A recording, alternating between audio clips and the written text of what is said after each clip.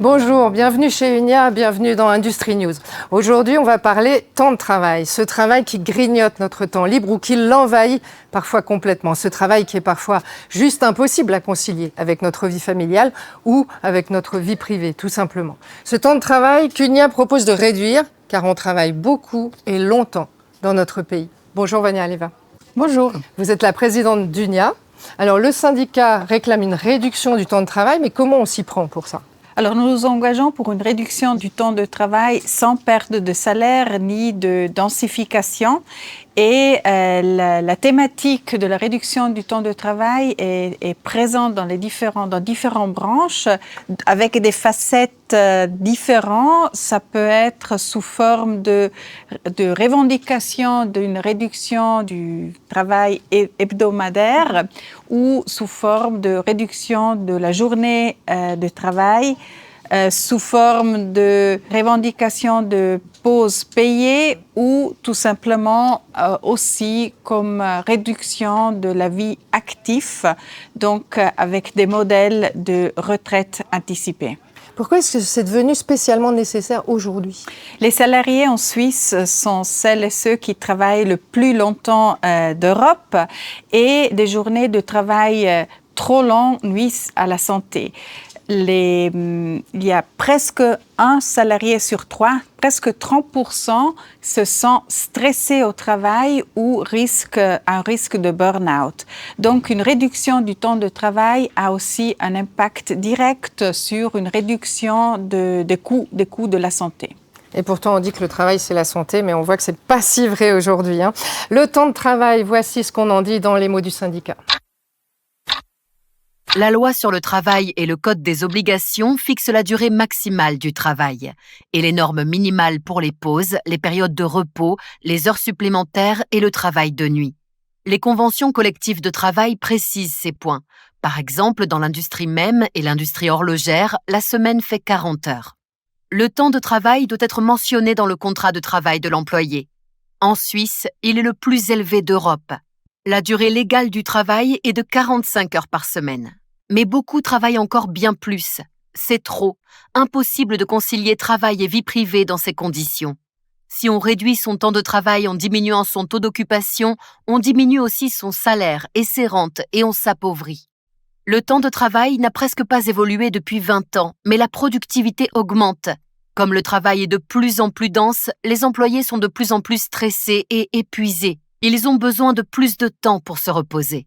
Avec un manifeste, Unia réclame donc une diminution du temps de travail sans réduire les salaires. Pour avoir plus de temps pour vous, signez-le. Et pour signer ce manifeste, il suffit de vous rendre sur le site unia.ch. Vania Aleva, on l'entendait dans les mots du syndicat à l'instant, les CCT posent des limites. Quelles sont les particularités pour les CCT de l'industrie ? Alors déjà, la plupart des CCT de l'industrie ont un horaire hebdomadaire de 40 heures. En comparaison avec notre convention collective, c'est déjà bien, mais les salariés de l'industrie veulent quand même une réduction du temps de travail. Et une particularité qui est aussi un danger dans plusieurs conventions collectives de l'industrie, c'est qu'au niveau de l'entreprise, on peut négocier des horaires sur l'année. Et là, il y a un risque de flexibilisation qui va à l'encontre des intérêts des salariés. Donc là, il faut vraiment être très attentif à cela et définir aussi des mesures pour pas que la santé des salariés est en danger. Vous diriez que le travail prend de plus en plus de place dans nos vies ?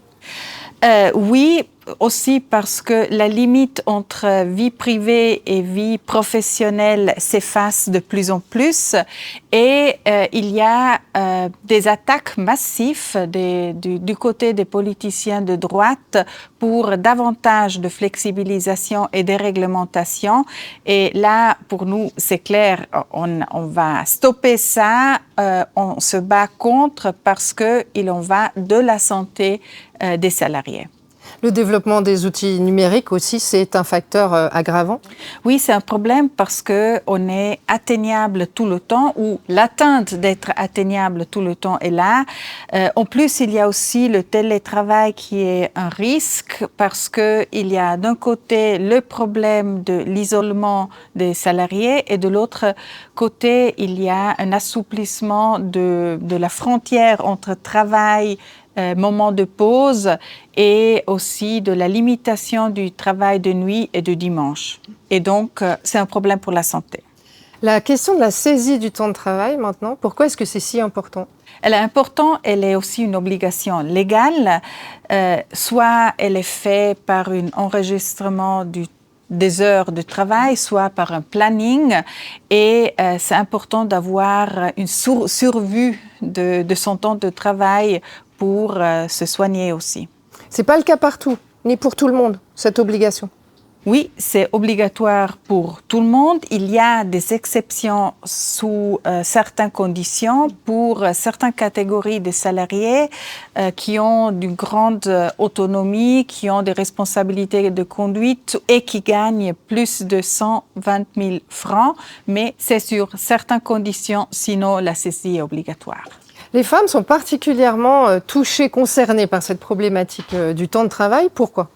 Oui, parce que les femmes sont encore elles qui ont la plupart qui reprend la plupart du travail non rémunéré, du travail domestique, et souvent elles cherchent et trouvent des solutions individuelles par du travail part-time avec tout ce qui est un risque aussi au niveau des salaires, des rentes.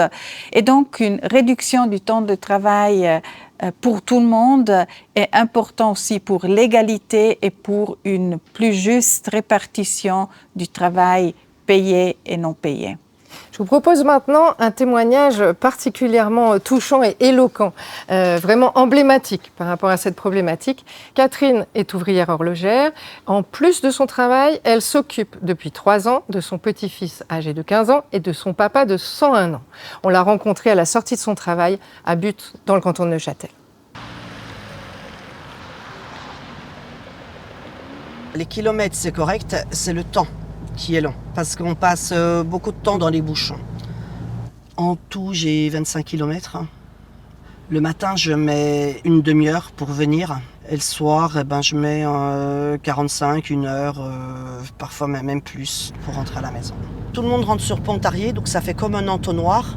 Il y a ceux qui viennent de Valorbe, il y a ceux qui viennent de Fleurier. On voit là que c'est rouge, là, il y a beaucoup de monde là. J'arrive à la maison entre 17h30 et 18h30.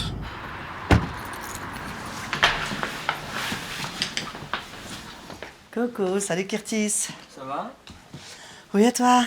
Bien. Curtis est chez nous depuis un petit moment. Sa maman est malade, il a plus de papa. Donc c'est nous qu'on s'en occupe entièrement. Je voudrais que tu prennes l'ordi pour regarder... l'ordi, une tablette plutôt. Oui, la tablette... L'autre n'a pas de batterie. La première année, j'ai continué à travailler à 100% et je me suis rendu compte que je n'arrivais pas à tout faire, il y a beaucoup de charges. Donc j'ai privilégié l'éducation de Curtis.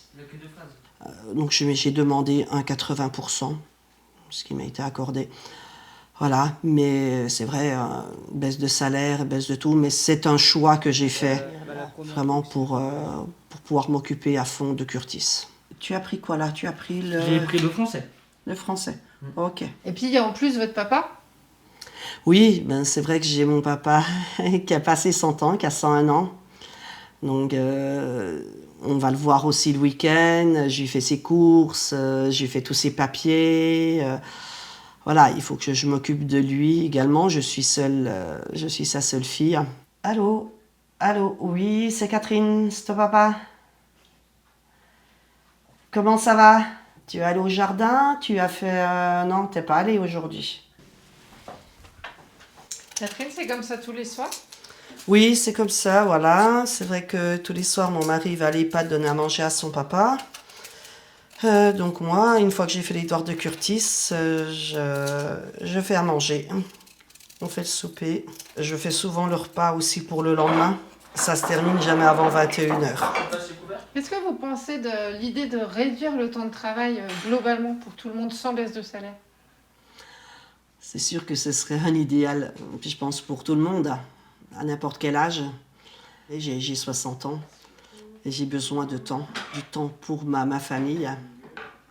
C'est vraiment, c'est plus qu'utile. Vania Aleva, c'est bientôt le 14 juin. Qu'est-ce que les femmes réclament cette année?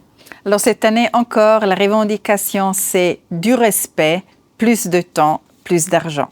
Rendez-vous donc dans la rue pour cette nouvelle édition de la grève des femmes le 14 juin prochain. Merci beaucoup Vania Aleva d'avoir été avec nous dans Industrie News. Je rappelle que vous êtes la présidente d'UNIA et qu'on vous retrouve bien sûr dans la rue à l'occasion de cette nouvelle édition de la grève des femmes le 14 juin. Je le répète, soyez au rendez-vous. Avant de se quitter, voici quelques nouvelles en bref de l'industrie. Une étude d'UNIA montre que dans l'industrie, la protection contre le licenciement abusif est insuffisante, que les salariés ne sont pas assez consultés et ne peuvent pas participer suffisamment aux décisions. Tout ceci restreint la participation en entreprise. Cette étude a été présentée à 280 salariés lors de la journée de l'industrie, le 19 mai à Berne, en présence du conseiller fédéral Guy Parmelin, du président de l'USS et conseiller aux États Pierre-Yves Maillard et de la présidente d'UNIA Vania Aleva.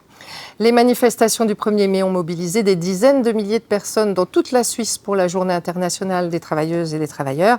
Cette année, le mot d'ordre était « La solidarité plutôt que la haine, l'union fait la force ». Christiane Brunner est décédée le 18 avril dernier. Elle avait 78 ans. L'ex-syndicaliste, conseillère nationale puis aux États, était notamment à l'origine de la première grève des femmes du 14 juin 1991. Elle a présidé le syndicat des services publics, puis la FTMH. Elle était à la tête de l'USS, aux côtés de Vasco Pedrina, entre autres pour conduire la fusion des syndicats FTMH et SIB, qui a abouti à la création d'UNIA. 150 employés français de Tetra Pak à Longuevic, en Franche-Comté, ont manifesté le 11 avril à Lausanne et Puilly contre la fermeture de leur usine. Devant le siège social de l'entreprise, ils ont rappelé la bonne santé financière de Tetra Pak alors que 350 emplois sont menacés. L'intersyndicale française et UNIA exigent le retrait pur et simple de ce projet de fermeture. Les femmes de l'industrie ont manifesté le 8 mars dernier avec UNIA à l'occasion de la Journée internationale des droits des femmes, comme ici à Genève. Cette année, elles réclament plus de temps pour vivre. Les femmes sont encore chargées des 2/3 du travail de soins, d'assistance et d'éducation non rémunéré. Sur 50 heures travaillées par semaine, 30 heures ne leur sont pas payées. Et l'Assemblée des femmes de l'industrie, c'était le 21 mars. Des femmes de toute la Suisse sont venues à Berne pour discuter de l'égalité salariale, des violences faites aux femmes et d'une revendication pour avoir justement plus de temps pour vivre.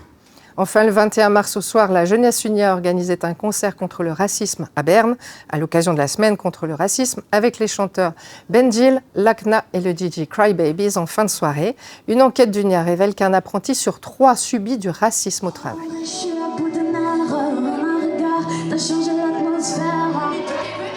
Toute l'équipe d'Industrie News vous remercie d'avoir suivi ce nouvel épisode. Laissez-nous un petit commentaire, ça nous fera plaisir. Et parlez de ce podcast à vos collègues, c'est important. Mieux on est informé sur ses droits, mieux on peut se défendre en cas de problème. On revient cet automne. D'ici là, passez un bel été et surtout, restez mobilisés. À bientôt.